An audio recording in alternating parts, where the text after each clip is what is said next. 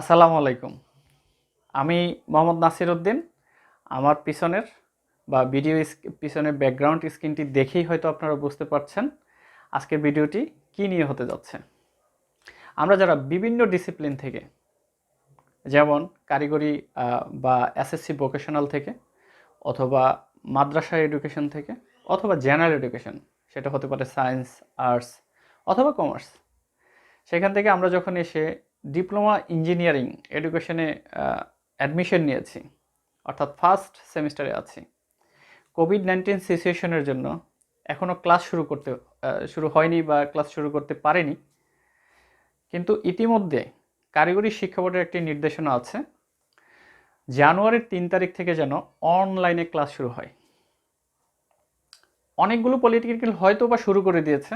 আমি আমার ব্যক্তিগত উদ্যোগে জানি Munshiganj technical school and college তারা অলরেডি শুরু করে দিয়েছেন। একজন ইলেকট্রিক্যালের শ্রদ্ধেয় টিচার যিনি অনলাইনে ক্লাস নেওয়া শুরু করে দিয়েছেন। আমি চিন্তা করলাম যে বিভিন্ন ডিসিপ্লিন থেকে যখন আপনারা ইঞ্জিনিয়ারিং এডুকেশন অর্থাৎ ডিপ্লোমা ইঞ্জিনিয়ারিং এডুকেশন নেওয়ার জন্য অ্যাডমিশন নিয়েছেন, ডিপ্লোমা ইঞ্জিনিয়ারিং এডুকেশনটা কী আসলে, বা এটা সাবজেক্টগুলো কেমন, কত নাম্বারের সাবজেক্টগুলো হলে কত ক্রেডিটের হয়, বা সেখানে থিওরিটিক্যাল ক্লাসগুলো কত ঘন্টার হয়ে থাকে, একজন টিচার কিভাবে অ্যাসেসমেন্ট করেন। আমরা কিন্তু একটা কথা সবসময় জানি যে টেকনিক্যাল এডুকেশনে টিচারের হাতে অনেক মার্ক থাকে এবং সেই মার্কগুলো কিভাবে ডিস্ট্রিবিউট হয় এটা খুব ইম্পর্ট্যান্ট। সেই মার্কগুলো কিভাবে ডিস্ট্রিবিউট হয় এটা যদি আমরা বুঝতে পারি, তাহলে ক্লাসের শুরু থেকেই আমরা সেভাবে অ্যাটেনশন দিতে পারবো। তাহলে আমরা জেনে নিব আজকের ভিডিও থেকে হয়তোবা যে থিওরিটিক্যাল ক্লাস কত ঘন্টার হয়, সপ্তাহে কয়টা ক্লাস হবে, কত মার্কের সাবজেক্ট হলে, প্র্যাকটিক্যাল ক্লাস কত মার্কের সাবজেক্টের জন্য প্র্যাকটিক্যাল ক্লাস কত ঘন্টার হয়ে থাকে, সপ্তাহে কয়টা প্র্যাকটিক্যাল ক্লাস হবে, অথবা ফাইনালে কত মার্কের পরীক্ষা হবে, মিড টার্মে কত মার্কের পরীক্ষা হবে। আমি হয়তো এক্সাম্পল দিয়ে কোনো একটা ডিপার্টমেন্টে, হয়তো ইলেকট্রিক্যাল ডিপার্টমেন্টের উপর এক্সাম্পল দিব। এই এক্সাম্পলটি দেখলেই হয়তোবা সবগুলো ডিপার্টমেন্ট আপনি বুঝতে পারবেন যে আসলে কোনটা কি হচ্ছে। তাহলে চলুন আমরা দেখে নেই। আমরা এখানে একটি ম্যাট্রিক্স বা একটি টেবিল দেখতে পাচ্ছি, যার মাধ্যমে আমরা বিভিন্ন তথ্য পেয়ে যাব কিভাবে ডিপ্লোমা ইঞ্জিনিয়ারিংয়ের মার্ক ডিস্ট্রিবিউশন হয়, অথবা কতটা ক্লাস হয়, কত নাম্বারের সাবজেক্ট, মোটামুটি একটা আইডিয়া পেয়ে যাব যে ডিপ্লোমা ইঞ্জিনিয়ারিং এডুকেশনটা কিভাবে মার্ক ডিস্ট্রিবিউশন হয় বা অন্যান্য যে তথ্যগুলো আছে সেটা। চলুন আমরা এক এক করে দেখে নিই। সাবজেক্ট কোড, এটার বিষয়ে কম বেশি সবাই আমরা জানি, কারণ সাবজেক্ট কোড এর আগেও আমরা এই নামটি শুনেছি বা বিভিন্ন জায়গায় দেখেছি। অর্থাৎ সাবজেক্ট কোড দ্বারা ওই বিষয়টিকে আইডেন্টিফাই করা যায়। যেমন বেসিক ইলেকট্রিসিটির সাবজেক্ট কোড হচ্ছে 66711। তারপর আমরা দেখতে পাচ্ছি নেম অফ দ্য সাবজেক্ট, অর্থাৎ ইলেকট্রিক্যাল টেকনোলজিতে ফার্স্ট সেমিস্টারে আমরা 7টা সাবজেক্ট দেখতে পাচ্ছি। এখানে বলে রাখি, এই 7টা সাবজেক্টের মধ্যে কিছু আছে শুধুমাত্র থিওরিটিক্যাল বেস, অর্থাৎ থিওরি আছে, প্র্যাকটিক্যাল নেই। কিছু আছে থিওরি প্র্যাকটিক্যাল দুইটাই আছে, আর কিছু আছে শুধুমাত্র প্র্যাকটিক্যাল আছে, অর্থাৎ যেখানে থিওরি নেই। তারপর আমরা দেখতে পাচ্ছি TPC, এর মানে হচ্ছে টিতে হচ্ছে থিওরি, পিতে হচ্ছে প্র্যাকটিক্যাল, সিতে হচ্ছে ক্রেডিট। ক্রেডিট একটি গুরুত্বপূর্ণ টপিক, বিশেষ করে ইঞ্জিনিয়ারিং এডুকেশনে। আমরা যেই ক্রেডিটের সাবজেক্ট, অর্থাৎ যেই সাবজেক্টের ক্রেডিট যত বেশি, আমি মনে করি সেই সাবজেক্টের গুরুত্ব তত বেশি। আমার একটি ভিডিও আছে, আপনারা দেখে নেবেন, শুধুমাত্র ক্রেডিট বেশি হলে কেন সাবজেক্টটি গুরুত্বপূর্ণ, বা ক্রেডিট বেশি হলে এর ইম্প্যাক্টটা কী, বা এর রেজাল্টের উপর কতটুকু ইম্প্যাক্ট পড়ে, এটা নিয়ে আমার একটা ভিডিও আছে আমার চ্যানেলে, আপনারা দেখে নেবেন। তারপরে আমরা দেখতে পাচ্ছি মার্ক, থিওরি এবং প্র্যাকটিক্যাল। থিওরিতে কীভাবে আছে, প্র্যাকটিক্যাল কীভাবে আছে। আমরা তাহলে শুরুটা করব হচ্ছে আবারও এইখানে TPC থেকে। টিতে আমি প্রথমেই বলছিলাম যে টি মানে হচ্ছে থিওরি। আমরা ঠিক এই কলামটাতে দেখতে পাচ্ছি 3 2 2 0 3 3 0 লেখা আছে। আপনারা নিশ্চয়ই বুঝতে পারছেন। 3 মানে হচ্ছে যেমন বেসিক ইলেকট্রিসিটি 3 মানে হচ্ছে সপ্তাহে অর্থাৎ পার উইকে 3টা ক্লাস হবে। বেসিক ইলেকট্রিসিটি থিওরিটি ক্লাস 3টা হবে পার উইকে। প্রতিটা ক্লাসের লেন্থ হবে 50 মিনিট। তাহলে সপ্তাহে 3টা ক্লাস হবে 50 মিনিটের, অর্থাৎ সপ্তাহে 150 মিনিট বাজেট আছে শুধুমাত্র থিওরিটিক্যাল ক্লাসের জন্য, বেসিক ইলেকট্রিসিটি সাবজেক্টের জন্য। তাহলে আমরা যখন একটা বুঝলাম বেসিক ইলেকট্রিসিটি, আমরা নিশ্চয়ই বাকিগুলো এখন বুঝতে পারছি যে ইলেকট্রিক্যাল ইঞ্জিনিয়ারিং ম্যাটেরিয়ালস, সেখানে সপ্তাহে 2টা ক্লাস হবে। তাহলে আমরা আরেকটা দেখি যে দেখেন এখানে উল্লেখযোগ্য physical education and life skill development, এখানে কিন্তু থিওরিটিক্যাল কোনো সাপ্তাহিক কোনো ক্লাস নেই, অর্থাৎ কোনো উইকে কোনো থিওরিটিক্যাল ক্লাস নেই।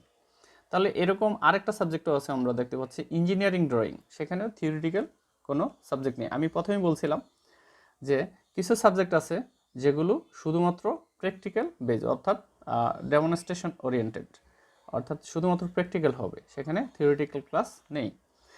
তাহলে আমরা দেখতে পাচ্ছি যে 2টা সাবজেক্টে এখানে থিওরিটিক্যাল কোনো ক্লাস নেই।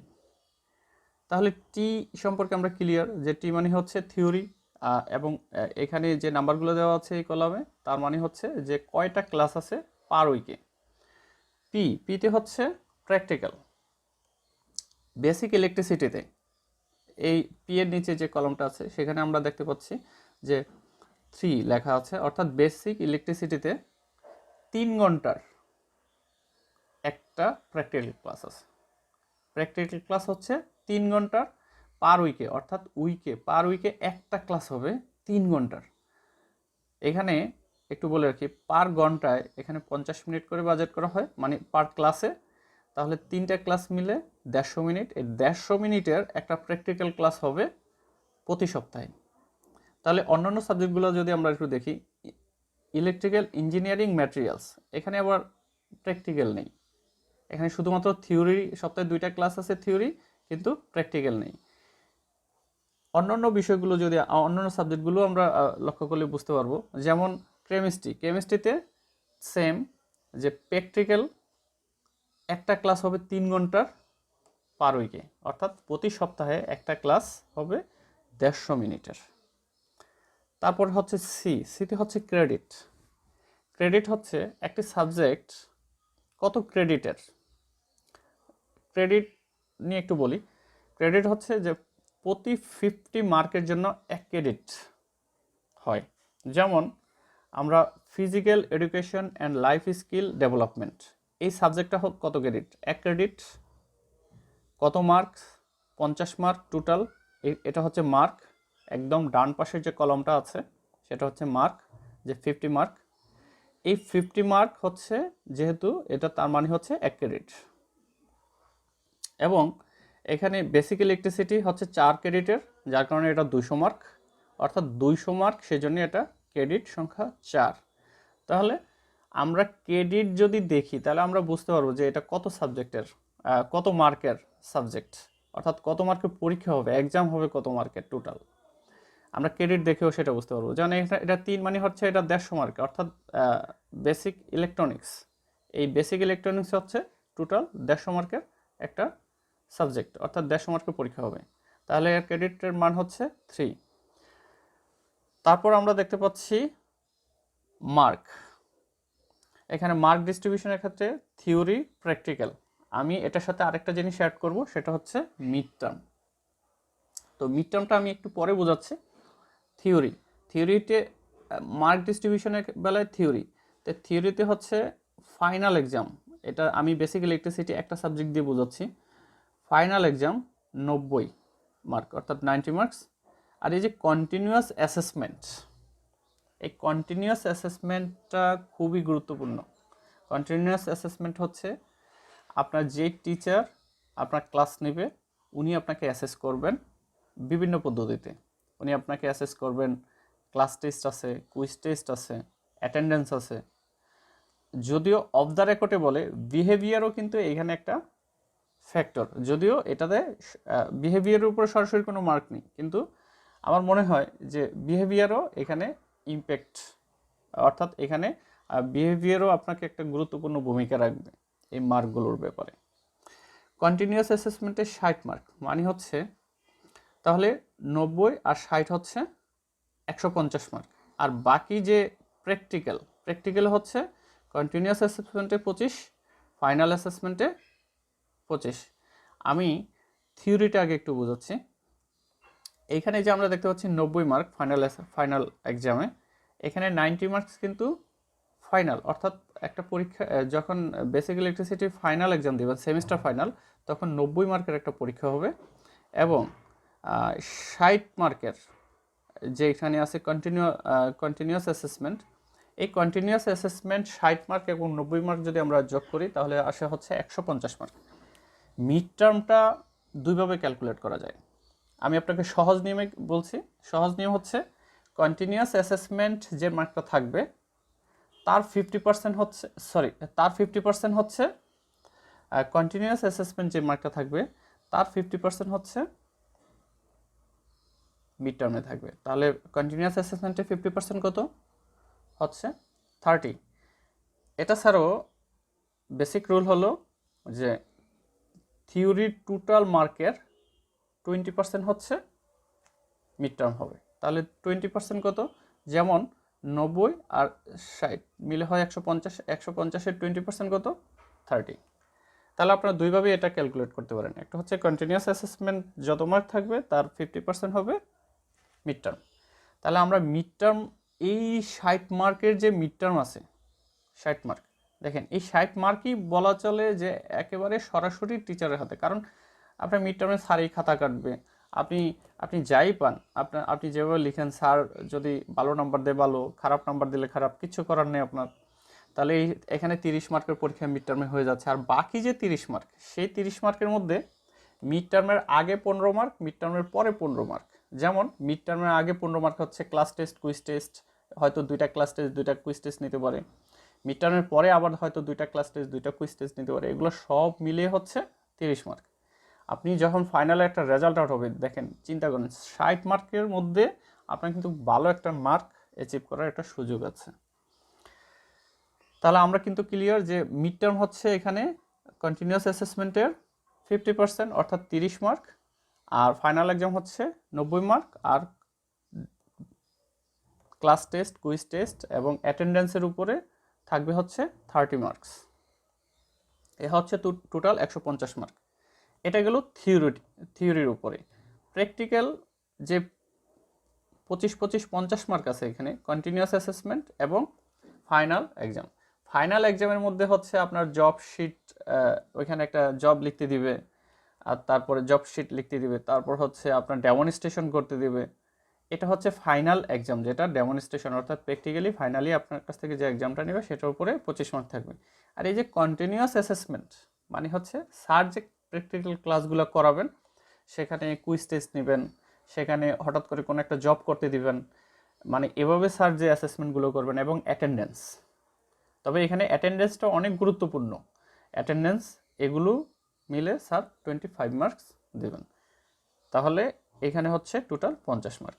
এইভাবে করে আমরা কিন্তু অন্য সাবজেক্টগুলোকেও আমরা ঠিক এভাবেই চিন্তা করতে পারি। যেমন আমি আরেকটা সাবজেক্ট বলতেছি, ইলেকট্রিক্যাল ইঞ্জিনিয়ারিং ম্যাটেরিয়ালস। এই সাবজেক্টটি দেখেন, এই সাবজেক্টটি হচ্ছে 2 ক্রেডিটের, অর্থাৎ 100 মার্কের পরীক্ষা। তার মধ্যে কন্টিনিউয়াস অ্যাসেসমেন্ট কত 40, আমি আগে বলছিলাম তার 50% হবে মিড টার্ম, তাহলে 50% মানে 20। আবার যদি বলি যে টোটাল মার্কের থিওরি টোটাল মার্কের 20%, তাহলে 60 আর 40 কত হয় 100, 20% হচ্ছে 20। কাজেই মিড টার্ম হবে কত মার্কের 20 মার্কের, তার ফাইনাল এক্সাম হবে 60 মার্কের, আর কন্টিনিউয়াস অ্যাসেসমেন্ট হবে 20 মার্ক, যেখানে মিড টার্মের আগে 10 মার্কস, মিড টার্মের পরে হবে 10 মার্কস। আর যেহেতু এই সাবজেক্টটিতে কোনো প্র্যাকটিক্যাল নেই, অর্থাৎ প্র্যাকটিক্যাল ক্লাস নেই, যার কারণে প্র্যাকটিক্যাল কোনো মার্কসও নেই। আশা করছি আপনারা আমার এই ভিডিওটি বুঝতে পারছেন। তারপরও বলছি, যদি কেউ কোথাও না বুঝে থাকেন তাহলে আমাকে কমেন্ট সেকশনে গিয়ে আপনি আপনার কোশ্চেনটি করে রাখবেন, আমি আমার সময় মতো আপনাকে আনসারটি দিয়ে দিব। থ্যাংক ইউ, সবাই ভালো থাকবেন।